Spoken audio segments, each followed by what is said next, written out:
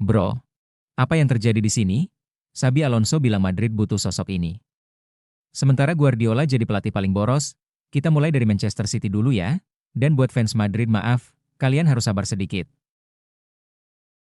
Tapi percaya deh, bagian paling panas ada di tengah.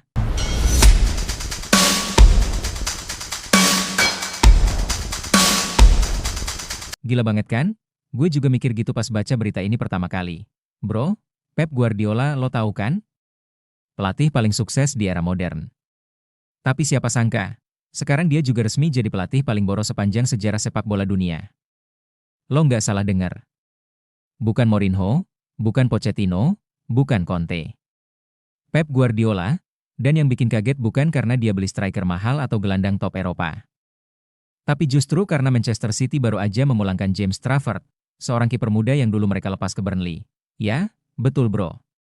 Trafford, si anak akademi sendiri.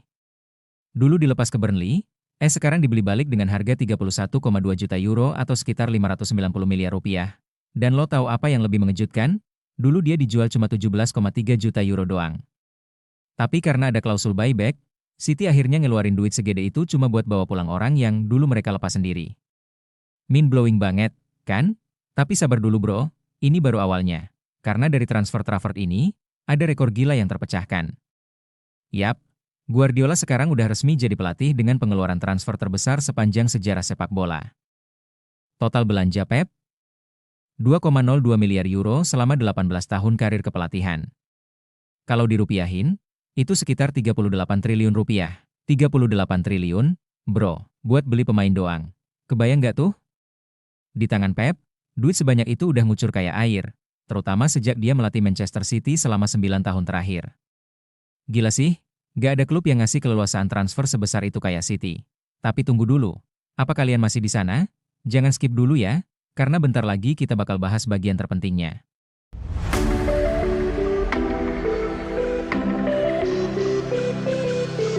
Gue janji, ini bakal bikin lo mikir ulang tentang cara Real Madrid dan Xabi Alonso menyusun ulang tim musim ini. Tunggu sebentar aja, kita lanjut dulu ke data menarik Pep ya. Pembelian termahal Pep sepanjang sejarah? Bukan Messi, bukan Haaland tapi Jack Grealish. Ya, pemain Inggris itu ditebus City tahun 2021 dengan harga 171 juta euro atau setara 2,2 triliun rupiah. Sedangkan pembelian termurahnya? Pablo Mari, tahun 2016, cuma 200.000 euro doang. Itu pun kayaknya buat cadangan doang, bro. Nah, Pep udah ngalahin nama-nama top kayak. Diego Simeone, 24,8 triliun rupiah. Allegri, 22,7 triliun rupiah.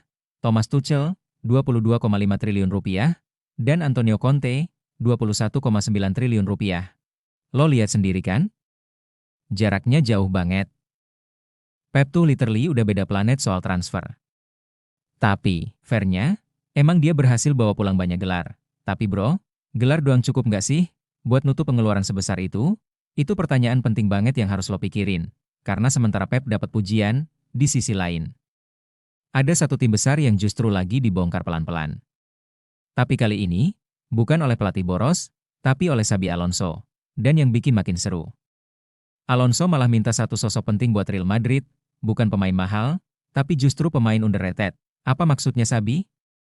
Dan kenapa Madrid malah gak segila City dalam hal belanja musim ini? Tenang bro. Itu yang bakal kita bahas setelah ini.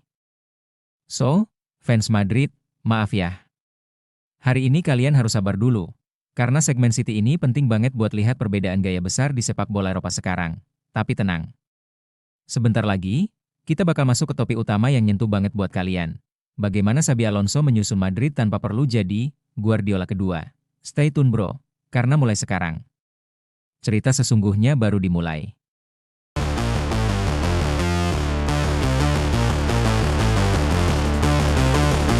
Real Madrid tak ingin tergesa-gesa melepas pemain penting di lini belakang mereka. Meski tengah memburu bek baru, Antonio Rudiger dipastikan tetap bertahan untuk musim depan. Isu kepergian Rudiger sempat ramai dibicarakan seiring rencana Madrid memperkuat sektor pertahanan. Namun, laporan terbaru memastikan sang bek veteran masih masuk rencana tim setidaknya hingga 2026. Kepercayaan dari Xabi Alonso selaku pelatih anyar Real Madrid sudah memberi lampu hijau agar Rudiger tetap bertahan. Menurut laporan Defensa Sentral, keduanya sepakat untuk melanjutkan kerja sama musim depan. Rudiger dianggap punya peran penting sebagai pemimpin di lini belakang. Pengalamannya dibutuhkan untuk membimbing para pemain muda yang mulai masuk tim utama. Masa depan masih bisa berubah. Meskipun bertahan musim ini, masa depan Rudiger masih bisa berubah tahun depan. Kontraknya akan habis musim panas mendatang, dan belum ada pembicaraan soal perpanjangan. Madrid dikenal berhati-hati memberi kontrak baru bagi pemain berusia di atas 30 tahun. Mereka akan melihat kontribusi Rudiger terlebih dahulu sebelum membuat keputusan akhir. Ini bisa jadi musim terakhir Rudiger di Madrid. Jika performa Rudiger menurun, bukan tak mungkin Madrid mencari pengganti. Ibrahima Konate diyakini sebagai calon kuat yang bisa datang. Selain itu, ada juga ketertarikan dari klub-klub Saudi yang siap menampung Rudiger. Jadi, walau aman sekarang, masa depannya di Madrid masih jauh dari kata pasti. Bro, lo ngerasa gak sih? Akhir-akhir ini suasana ruang ganti Real Madrid tuh kayak ada yang disembunyiin, gue pun ngerasa ada yang janggal. Makanya gue mulai investigasi, dan hasilnya? Wah, bikin gue mikir dua kali soal masa depan lini belakang Madrid. Kita mulai dari satu nama besar, Antonio Rudiger. Bek veteran yang tahun lalu jadi pahlawan di berbagai momen krusial. Tapi belakangan muncul rumor kencang kalau dia bakal dilepas. Tapi tunggu dulu, saat publik mulai yakin Rudiger bakal cabut, tiba-tiba keling. Kabar terbaru muncul dari sumber terpercaya di Spanyol. Dan lo tahu siapa yang langsung angkat tangan buat ngerem rumor itu? Yap. Xabi Alonso. Pelatih baru Real Madrid. Tapi jangan salah, Xabi bukan cuma pelatih biasa. Dia itu ibarat detektif taktis yang tahu betul mana potongan puzzle yang harus dipertahankan. Menurut laporan eksklusif dari Defensa Sentral, Xabi dan Rudiger udah duduk bareng. Gak ada drama. Gak ada tegang-tegangan. Mereka cuma sepakat satu hal, gue masih butuh lo. Itu kira-kira pesan Xabi ke Rudiger. Dan lo bisa lihat logikanya. Madrid sekarang lagi masuk fase regenerasi. Banyak pemain muda naik ke tim utama. Dan siapa yang paling cocok jadi mentor di barisan belakang? Jelas Rudiger. Pengalaman dia, karisma dia, suara dia di lapangan, itu semua bukan sekadar angka statistik. Itu leadership. Dan itu priceless. Tapi, kita gak bisa santai juga, bro. Karena lo tahu Madrid, kan, mereka itu klub super ambisius. Tapi juga super dingin soal urusan kontrak. Rudiger emang dikunci buat musim ini. Tapi musim depan, kontraknya habis di musim panas 2026. Dan lo tahu apa artinya? Musim ini bisa jadi penentu segalanya. Kalau performanya turun, bahkan sedikit aja, Madrid bisa langsung cari pengganti. Dan lo tahu siapa nama yang udah dibidik diam-diam? Ibrahima Konate. Bek Liverpool, masih muda, tangguh, dan punya DNA modern defender yang disukai Xabi. Gila banget kan? Gue juga mikir gitu. Madrid tuh selalu satu langkah lebih cepat dari apa yang kita pikirkan. Dan belum lagi. Ada rayuan dari Arab Saudi. Klub-klub di sana udah siapkan proposal gila buat Rudiger. Gaji selangit, fasilitas mewah, dan status raja di padang pasir. Kalau Rudiger mulai ngerasa jenuh atau performanya disorot fans, bukan gak mungkin dia bakal ambil jalan itu. Jadi kesimpulannya, bro, walau hari ini kita lihat Rudiger tersenyum pakai jersey Madrid, bukan berarti masa depannya aman 100%. Ini Madrid bro, bukan klub kaleng-kaleng. Setiap langkah, setiap musim. Bisa jadi musim terakhir. Dan pertanyaannya sekarang, apa Xabi Alonso akan tetap setia pada Rudiger sampai akhir? Atau sebenarnya? Ini semua cuma rencana sementara sampai Konate benar-benar siap dibajak. Apa kalian masih di sana? Jangan kemana-mana. Karena teka-teki ini belum selesai. Tadi kita udah bahas satu bagian penting dari rencana Xabi Alonso. Tapi sekarang, saatnya kita masuk ke inti proyek rahasia yang diam-diam bikin Madrid waspada. Karena percaya atau enggak, masalah terbesar Real Madrid bukan di lini belakang. Tapi justru, di depan mata mereka sendiri, Vinicius dan Mbappe. Dua bintang yang harusnya bersinar terang sekarang malah jadi sumber pusing tak berujung buat Xabi Alonso. Apa yang sebenarnya terjadi? Dan kenapa Xabi mulai mikir buat ngerombak formasi Madrid secara brutal? Yuk lanjut, karena jawabannya bisa mengubah masa depan klub ini selamanya. Aduh parah banget nih guys. Vinicius sama Mbappe, dua nama yang harusnya bikin Madrid menakutkan, sekarang malah bikin pusing. Gila ya, padahal udah satu musim main bersama. Tapi kok kayak musuhan di lapangan? Dan lo pikir cuma itu guys? Ada yang lebih mengejutkan lagi loh. Rencana Xabi Alonso buat rombak Madrid secara brutal. Tapi sabar dulu, kita akan bongkar itu di tengah-tengah video nanti. Jadi dengerin baik-baik ya guys, jangan skip.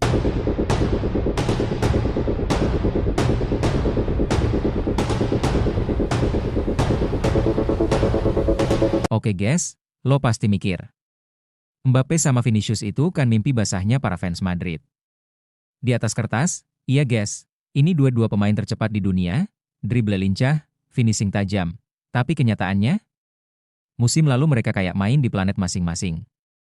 Statistiknya serem guys, dari 3.400 menit bareng di lapangan, cuma 15% umpan Vinicius ke Mbappe, dan sebaliknya, Mbappe ke Vinicius cuma 13%. Mereka sering nabrak posisi di sayap kiri, malah bikin Madrid kehilangan lebar serangan. Ini jelas-jelas blunder taktik yang harus Xabi Alonso benerin sebelum musim dimulai. Tapi guys, lo pikir masalah ini cuma soal posisi? Nggak sesimpel itu. Karena di balik layar, ada taktik eksperimen gila dari Alonso yang akan kita bahas di tengah video ini nanti. Serius guys, ini bisa jadi solusi. Atau malah jadi blunder besar. Tunggu ya, gue spill nanti. Oke, balik lagi ke lapangan, masalah Madrid gak cuma di depan. Di belakang juga amburadul, khususnya saat bola mati. Musim lalu, Madrid tuh kayak tim amatir pas defend corner atau free kick. Sering banget kecolongan di momen-momen krusial, gara-gara kacau marking dan gak ada struktur yang jelas. Carlo Ancelotti dulu terlalu santai soal ini. Hasilnya? Bola mati malah jadi mimpi buruk Madrid. Sekarang Alonso harus benerin sistem ini, entah dengan marking campuran, atau narik gelandang buat backup duel udara. Tapi guys, ini PR berat, apalagi jadwal pramusim udah mepet banget. Tapi lo pikir cuma itu guys? Ada satu rencana gila dari Alonso yang jarang orang bahas. Dia kepikiran buat ubah formasi Madrid total. Bahkan kabarnya mau ngetes pola 3-4-3 atau false 9 buat Mbappe. Nah ini dia guys, perubahan besar yang bakal nentuin nasib Madrid musim ini. Gagal sedikit aja, bisa-bisa Madrid babak belur kayak musim lalu. Tapi sabar guys, kita bongkar pelan-pelan strateginya di segmen berikutnya. Fokus ya. Jadi guys, karena Vinicius Mbappe sering tumpang tindih di kiri, Alonso kepikiran buat ngerombak formasi ke 3-4-3. Di skema ini, Mbappe gak cuma jadi winger kiri, tapi lebih sentral, main di half space, kadang false 9. Vinicius tetap di flank kiri tapi dikasih kebebasan cut inside. Tapi masalahnya guys, Madrid gak punya playmaker murni di tengah. Toni Kroos udah pensiun, Luka Modric juga cabut. Sementara Ceballos malah masuk daftar jual. Gue rasa, Alonso bakal gambling pakai kombinasi Camavinga, Tchouaméni, dan Bellingham, di mana Bellingham diplot sebagai advance playmaker. Tapi kalau ini gagal guys? Wah bisa chaos. Mbappe dan Vinicius malah makin sering rebutan ruang. Madrid butuh banget distribusi bola yang rapi dari lini tengah. Lo lihat musim lalu guys, lawan tim high press, Madrid sering banget kehilangan kontrol. Tanpa Kroos dan Modric, transisi Madrid tuh gampang dipatahkan. Alonso harus nemuin cara buat bikin lini tengah solid, mungkin dengan narik bek kanan jadi inverted. Atau kasih peran pivot ke Camavinga lebih dalam. Kalau lini tengah ini gak dikunci rapat, percuma guys punya Mbappe Vinicius di depan. Bola gak bakal nyampe ke mereka dengan bersih. Jadi kesimpulannya guys, Madrid sekarang kayak duduk di kursi panas. Mbappe Vinicius harus connect, formasi harus pas, dan pertahanan bola mati wajib diperbaiki. Dan Alonso? Dia gak dikasih waktu lama guys, start musim aja udah langsung ketemu lawan-lawan berat, gak ada waktu buat coba-coba. Tapi nih guys, lo pasti mikir Perez lagi sibuk cari pemain bintang buat nutup semua celah ini kan? Nah, siap-siap kaget. Karena info terbaru dari Spanyol bilang Perez malah fokus nyiapin transfer kejutan. Tapi bukan pemain, lo gak salah denger guys. Kabarnya Perez lagi siapin revolusi besar-besaran di balik layar, yang bakal ngeguncang internal Real Madrid. Tim medis Madrid, yang selama ini dianggap biang kerok cedera pemain, bakal dibongkar total. Ini gila sih guys, karena kalau ini beneran terjadi, efeknya gak cuma ke lapangan, tapi ke karir pemain bintang Madrid juga. Jadi di segmen selanjutnya, gue bakal bahas tuntas, kenapa Perez lebih pilih bongkar tim medis daripada belanja pemain. Lah, sekarang Real Madrid malah sibuk perombakan tim medis guys? Apa-apaan ini? Opa Perez kamu bercanda? Gila, ini transfer window loh. Tapi, tunggu dulu. Bagaimana dengan Rodri nih? Apa Madrid udah nyerah? Atau justru ada rencana rahasia yang lebih gila lagi?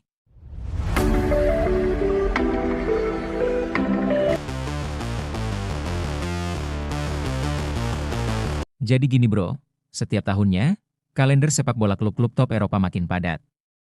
Gak cukup cuma taktik jenius atau skill di lapangan, sekarang butuh mental baja, stamina, kebugaran fisik, dan skuad yang dalam banget kawan. Baiklah, itu saja pembahasan kita kali ini. Bagi kalian yang nggak mau ketinggalan berita bola terbaru dari kami, silahkan klik tombol subscribe dan loncengnya, dan terima kasih telah menonton. Sampai jumpa guys.